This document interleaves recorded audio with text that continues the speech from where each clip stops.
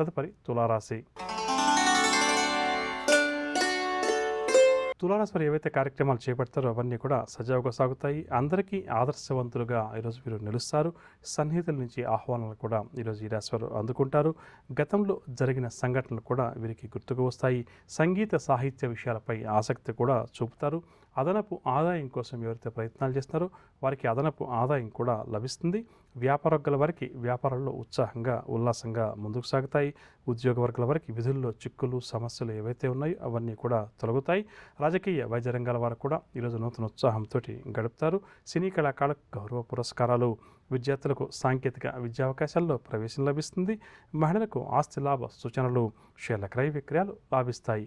తులారాశి వారికి వాడక సూచన రంగు గులాబీ రంగు మరియు కాఫీ రంగు. పరిహారాల విషయానికి వస్తే తులారాశి వారు ప్రతి ఒక్కరూ కూడా శ్రీ ఆంజనేయ స్వామి వారిని పూజించడం ఈరోజు చాలా మంచిది.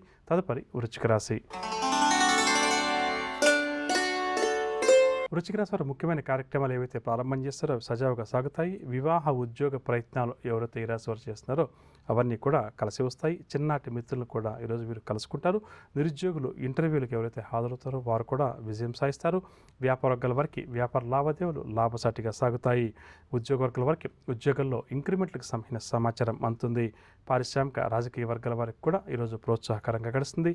సినీ టీవీ కళాకారులు అవార్డులు రివార్డులు.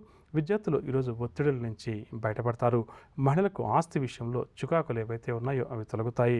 షేర్ల క్రయ విక్రయాలు లాభిస్తాయి. వృశ్చిక రాశి వారికి వాడక సూచన రంగు ఎరుపు రంగు మరియు పసుపు రంగు. పరిహారాల విషయానికి వస్తే వృశ్చిక రాశి వారి ప్రతి ఒక్కరూ కూడా శ్రీ సుబ్రహ్మణ్య స్వామి వారిని పూజించడం, సుబ్రహ్మణ్యాష్టకాన్ని పఠించడం చాలా మంచిది. తదుపరి ధనురాశి. ధనురాశి వారికి రాబడి అంతంత మాత్రంగా ఉంటుంది. ఖర్చులు కూడా అధికంగా ఉంటాయి. సన్నిహితులు శత్రువులుగా మారి కొన్ని సమస్యలు కూడా సృష్టిస్తారు. కావున ధనురాశి వారు జాగ్రత్త వహించాలి. కోపతాపాలకు దూరంగా ఉండడం ఈరోజు అన్ని విషయాల్లో కూడా వీరికి చాలా మంచిది. కుటుంబ సభ్యులతోటి కూడా విభేదాలు అధికమవుతాయి. కాంట్రాక్ట్ రంగం వారికి కాంట్రాక్టులు చివరిలో తప్పిపోతాయి. వ్యాపార వర్గాల వారికి వ్యాపారంలో లాభాలు అంతగా కనిపించవు. ఉద్యోగ వర్గాల వారికి ఉద్యోగాల స్థాన చలన సూచనలు. రాజకీయ సాంకేతిక రంగాల వారికి విదేశీ పర్యటనలో ఆటంకాలు ఎదురవుతాయి. సినీ టీవీ కళాకారులు కొన్ని ముఖ్యమైన ప్రయత్నాలు మధ్యలోనే విరమిస్తారు. విద్యార్థుల అంచనాలలో కూడా పొరపాట్లు దొరలవచ్చు. మహిళలకు కుటుంబ సభ్యుల నుంచి విమర్శలు కొన్ని ఎదురవుతాయి.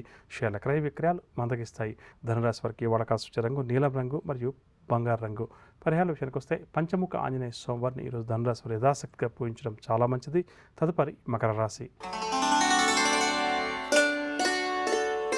మకర రాశి వారికి ఆర్థిక పరిస్థితి నిరాశ కలిగిస్తుంది. రుణాలు సైతం చేయక తప్పదు. ఆలోచనలు ఏవి కూడా ఈరోజు ఈ రాశి వారికి నిలకడగా ఉండవు. గొంతుకు సంబంధించిన రుగ్మత వల్ల కొంతవరకు ఇబ్బందికరంగా ఉంటుంది. వైద్యుల సలహాలు కూడా అవసరమని చెప్పవచ్చు. పలుకుబడి కలిగిన వ్యక్తులతోటి పరిచయాలు కూడా ఈ రాశి వారికి ఏర్పడతాయి. ప్రయాణాలు కూడా వాయిదా పడతాయి. వ్యాపార వర్గాల వారికి వ్యాపారంలో పెట్టుబడులు సకాలంలో చేతికందవు.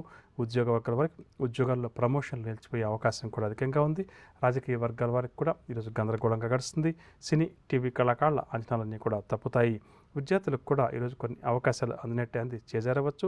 మహిళలకు కుటుంబ సభ్యులతో మాట పట్టింపులు ఏర్పడే అవకాశం ఉంది. షేర్ల క్రయ విక్రయాలు నత్తనాకన సాగుతాయి. మొత్తం మీద మకర రాశి వారికి ఈరోజు గ్రహస్థితి అంత అనుకూలంగా లేదు కాబట్టి అన్ని విషయాల్లో కూడా ఆస్తి నిర్ణయాలు తీసుకోవడం చాలా మంచిది.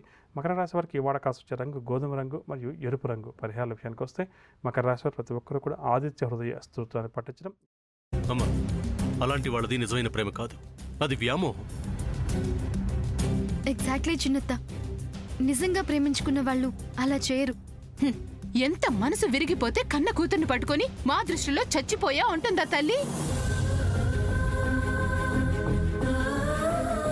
అది సరే అమ్మా, తన కూతురుతో తన మాట అనేటప్పుడు ఆమె మాటల్లో వ్యథ కళ్ళల్లో బాధ గమనించావమ్మా?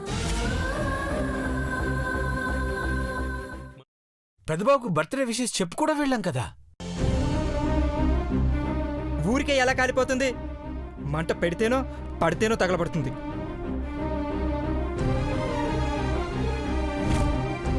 కరెక్ట్ చిన్నబాబు, నీకొచ్చినట్టే నాకు డౌట్ వచ్చింది. పార్వతే షర్టును తగలబెట్టిందనుకుంటా.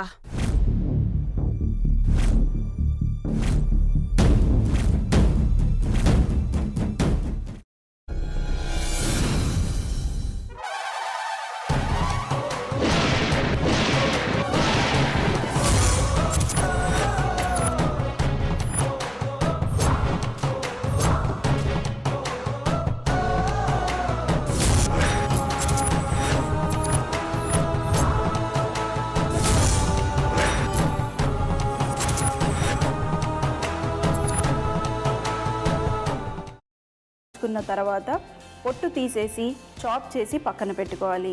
ఒక ప్యాన్లో కొద్దిగా నూనె వేడి చేసి అందులో ఆవాలు, మినప్పప్పు, శనగపప్పు, కరివేపాకు, సన్నగా తరిగి పెట్టుకున్న ఉల్లిపాయలు వేసుకుని 1 నిమిషం పాటు వేయించుకోవాలి. ఆ తర్వాత కాల్చి కట్ చేసి పెట్టుకున్న వంకాయని కూడా అందులో వేసుకుని బాగా మిక్స్ చేసి బౌల్లోకి ట్రాన్స్ఫర్ చేసుకుని అందులో తగినంత చిక్కటి పెరుగు లేదా పల్చటి పెరుగు వేసుకుని మిక్స్ చేసి అన్నంతో కానివ్వండి, చపాతీతో కానివ్వండి సర్వ్ చేసినా చాలా బాగుంటుంది.